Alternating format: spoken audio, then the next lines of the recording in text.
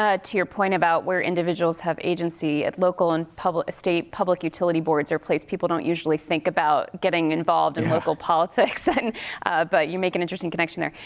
So while we're still talking about cars, I want to ask you about the tentative agreement between the United Auto Workers and General Motors. And of course, this deal was not just about labor. It also involved an agreement for greater investment in electric vehicles and increased wages for workers, including at battery facilities. Is the Biden administration satisfied with this deal?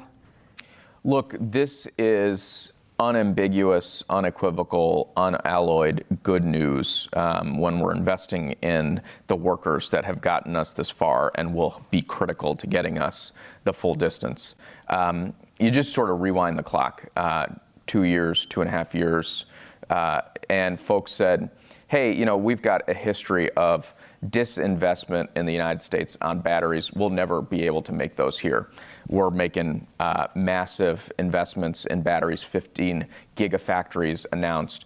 Folks said, you know, the D3, the big autos, they're going to not be on board with this EV transition.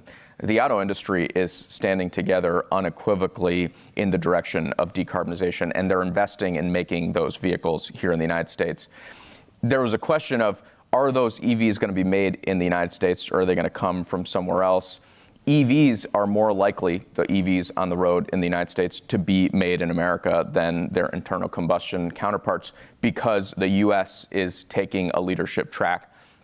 And then there was this question of, well, what is it going to mean for workers? And I think thanks to the incredible leadership of the UAW and a president who has had their back, who's walked the picket line with them, that answer is very clear as well. 30% increase in wages, cost of living increases, benefits, meeting the workers where they are.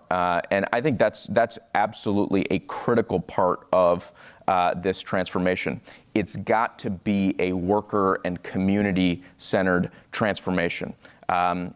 There is no question in my mind that whether it's on the grid or in the transportation sector or anywhere else, that we are going to be most successful in driving deep decarbonization if we do it with our workers at the center, with good wages, good benefits, the right to organize, being central tenets, not just of the labor movement, but of the environmental movement. I think we've seen that vividly.